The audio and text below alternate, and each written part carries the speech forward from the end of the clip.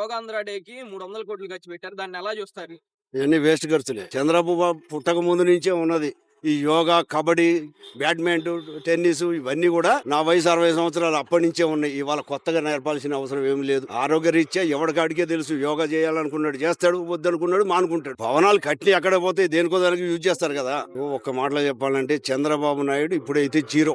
Law and order లో zero ఉన్నది. ఇప్పుడు మొన్న జగన్మోహన్ రెడ్డికి 100 మందికి 4 కార్లకి పర్మిషన్ ఇచ్చారు. 1000 మంది ఎట్లా వెళ్ళారు, 100 కార్లు ఎట్లా వెళ్ళి అంటే నీ లా అండ్ ఆర్డర్ ఫెయిల్ అయిందా? ఫెయిల్ అయిపోయింది కదా. నువ్వు పనికిరాని వాడి కింద వెళ్ళిపోయినావు. ఇంకొకటి అక్కడ కారు కింద ఒకటి పడి చనిపోయాడు. అది ఎస్పీ. ఎస్పీ అంటే ఏంటి?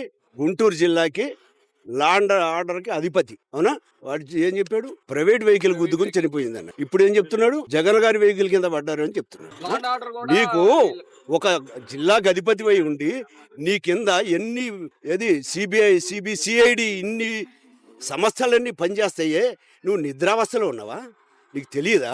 బాధ్యత గల ఆఫీసర్ కాదా నువ్వు? అసలు నువ్వు రోడ్ రోఫర్ మాట్లాడినట్టు మాట్లాడితే ఎట్లనా? నువ్వేం ఆఫీసర్వా? అదే ఆ ముఖ్యమంత్రి స్థానంలో మేము ఉన్నట్టే తీసవతల చేసి లోపల జైల్లో వేసేవాళ్ళం. ఇటువంటి తప్పుడు సమాచారాలు ఇస్తే ఆడు ఇప్పటికీ పనికిరాడు ఎస్పీగా. చంద్రబాబు కేసు చుట్టమైతే ఆయన ఇంట్లో పెట్టుకోమను. ఏమే ఇవా లా అండ్ ఆర్డర్ కరెక్ట్ ఉన్నదా? తెలుగుదేశం పార్టీ కోసం, తెలుగుదేశం కోసం కొన్ని వేల మంది తలకాయలు పగల కొట్టించుకున్నారు, మడ్రలు చేయించుకున్నారు. వాళ్ళకి నీవేమన్నా ఇంత ఆదర అయినవా? అంటే నీకు కావాలి ముఖ్యమంత్రి సీటు. కార్యకర్తలు గాని అభిమానులు గాని ఏమైపోయినా పర్వాలేదు. ఏమి అది ఆని సిస్టమ్. నువ్వు ముందు మార్చుకో. చెప్పిందే చెప్పి సొల్లు చెప్పినట్టు ఏ గల్లీకి పోయినా అదే సొల్లా చెప్పడం కాదు, పనిలో చూపించు. సొల్లు చెప్పడం మానుకుని నీ పనిలు చూపించు, నీ పనితనాన్ని చూపించు. అది రాష్ట్ర ముఖ్యమంత్రి అంటే ఏమి అషమషిన? ఇన్ని 5 కోట్ల జనం ఓట్లు వేస్తే నువ్వు గెలిచినావు. జవాబుదారీ నువ్వు. ఏమి చిన్న ఒక కారు కింద మనిషి పడితే దీన్ని కూడా మీరు గేదర్ చేయలేకపోతే ఎందుకయా? ఇంకోటి బాబాయ్, అమరావతి రాజధాని పనులు పూర్తి కాకుండానే 44,000 ఎకరాలు పోలింగ్ అంటున్నారు. దానిపై మీ అభిప్రాయం ఏంటి? ఇచ్చేవాడు ఉంటే ఎంతైనా తీసుకుంటాడు. కౌలు 50,000 కాడికి కట్టాలి కదా. ఆయన ఇంట్లోకి వెళ్ళి ఏం కట్టాడు కదా రూపాయి. ఇప్పుడు కరెంటు బిల్లు నేను తగ్గిస్తా అన్నాడు మొన్న ఈ మధ్య. తగ్గించాడా? పెంచాడు. ఇప్పుడు 1000 రూపాయలు బిల్లు వస్తే దానికి 1600, 1700. అసలు ఎందుకు ట్యాక్స్?